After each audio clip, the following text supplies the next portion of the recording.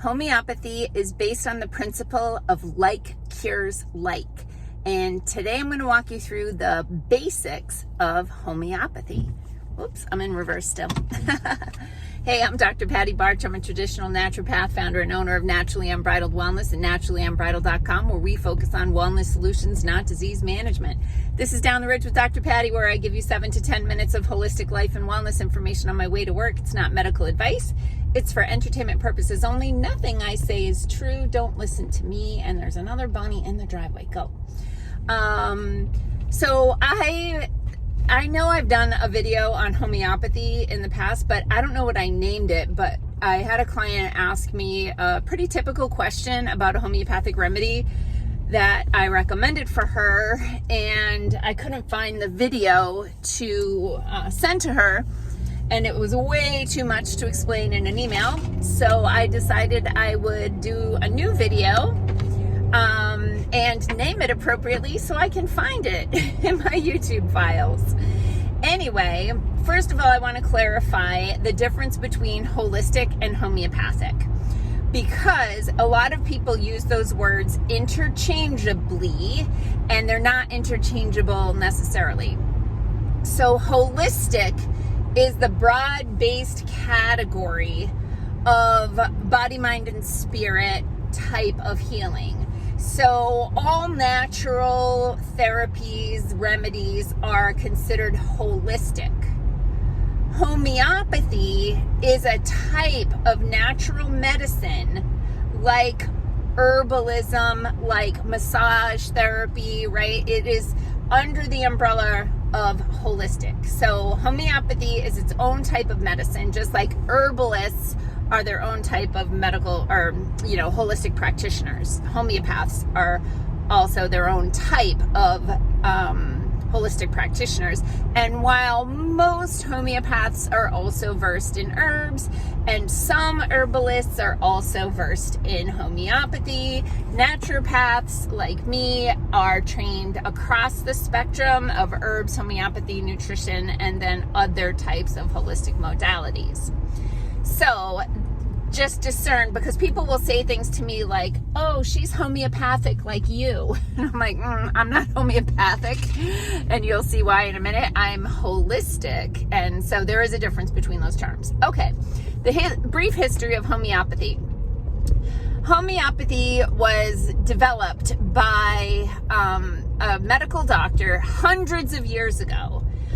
Over 200 years ago, a medical doctor named Samuel Hahnemann basically coined homeopathy, and he did it from observation. One of his jobs was to translate medical texts. He was fluent in multiple languages, and while translating medical texts from one language to another, he noticed something. He noticed that with certain medicines, which at the time, all medicines came from animal, vegetable, mineral.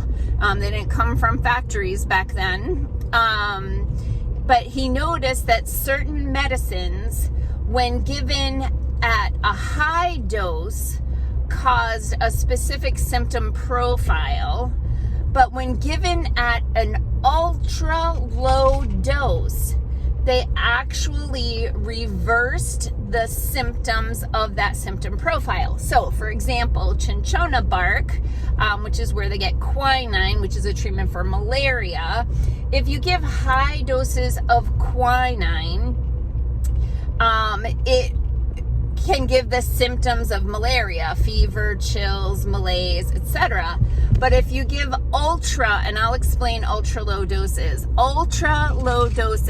of quinine, they help to resolve the symptoms of malaria. So this is true for all homeopathic remedies. So for example, ipecac. High doses of ipecac cause vomiting, but ultra low doses of ipecac resolves nausea. Okay. Rus toxicahedron. This is a homeopathic remedy of poison ivy. It is poison ivy developed into a remedy in a certain way, which I'll explain in a minute, at high doses causes a blistering, itching, oozing rash. At ultra low doses helps to resolve the symptoms of itching, blistery, oozing rash. Okay, so it's the hair of the dog that bit you. It's like cures like. High doses cause the symptoms, low doses resolve the symptoms. And the great thing about homeopathy is if the symptom profile matches, like you could call it a viral pattern, right? There are specific symptom profiles that are seen in many viral infections.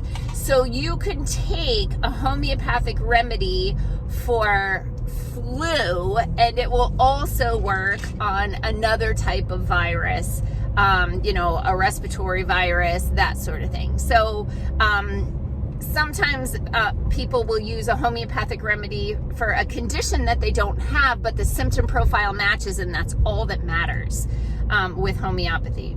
So how are homeopathic remedies made? So we start off with what's called the mother tincture. The mother tincture. So you picture a test tube, and you could put a mineral in there. It could be a piece of sulfur, right, that you dug up from the earth, and you dissolve that in a solvent, often water, sometimes alcohol, etc. Or it could be a piece of poison ivy, or a little bit of snake venom, or arsenic, or belladonna, right? It could be any of these things that you start by putting a measured amount into a certain volume of water or solvent, and that becomes the mother tincture. They take that mother tincture and they start a series of dilutions, okay? Homeopathic remedies are all done in a series of dilutions, and it's based on Roman numerals. So 1 to 10 dilution would be like 1 milliliter of the mother tincture into the next vial with 9 more milliliters of the solvent, water, alcohol, etc. So then that's a 1 to 10 dilution. That would be called, in homeopathic terms, 1x.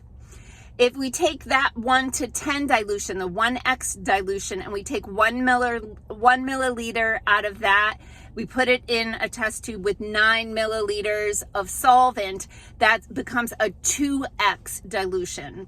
It's diluted 1 to 10 2 times, okay? So when you look at a homeopathic remedy, you will see that there are certain things that are at 1x, 6x, 30x, right? It's 1 to 10 dilutions, 1 time, whatever I said. But then there's also higher levels of dilution.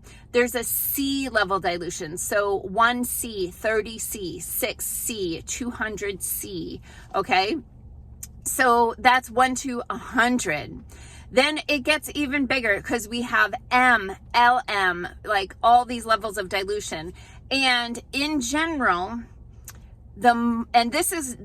I pushed back on this in naturopath school because I have a background in biotechnology and I did countless dose response studies. And in dose response studies in biotechnology, because you're using the actual physical particle, the higher you go, the bigger the response. And it's the opposite with homeopathy. The lower you go, the more dilute it is, the more powerful the remedy. So there's also some magic that happens in homeopathic remedy creation. It's called succussion. So between each dilution, so we take that 1 milliliter, add it to 9 milliliters, that's the 1x. Then we do what's called succussion, and you take the test tube and you like smack it on your hand multiple times. I'm sure there's a certain number, I don't know what it is, but you just smack it a bunch of times. It's called succussing, and it's creating vibration in the solvent, in the water, whatever it's in there. Homeopathy fundamentally becomes energy medicine at the point of Avogadro's number, 6.02 times 10 to the 23rd. So this is when you get the dilution to the point where there are no molecules of the original substance left in the solvent, it's just the energetic signature the frequency, the resonance of that molecule, animal, vegetable, mineral, left in the solution, right? In the remedy. So it is a type of energy medicine. Keeping in mind, we are energetic beings. We are made of atoms. Atoms are made of protons, neutrons, and electrons. The majority of atoms is space. It's the energy field between the protons, neutrons, and electrons. Homeopathy, like many of the different types of remedies and therapies that we use in our office, work in the energy field. We are not working so much on the physical particles, we're working on the energy field. So because homeopathic remedies are diluted to such an extent, and the dosage is small, like you're taking a few drops, you're just resetting your energy field like you're fine-tuning a radio station. So when you see belladonna or arsenic or nux vomica on your homeopathic remedy, you don't need to be concerned that you are consuming, this material that's a toxin, a known toxin. It's actually used as a medicine in this point, and it's in ultra low doses, which most of the time it is actually just at a level of the frequency, the energetic signature of that original substance. So that's homeopathy in a nutshell. If you have questions, drop them in the comments or in the boxes. Like, comment, share, subscribe, engage in all the things, and check us out on naturallyunbridled.com.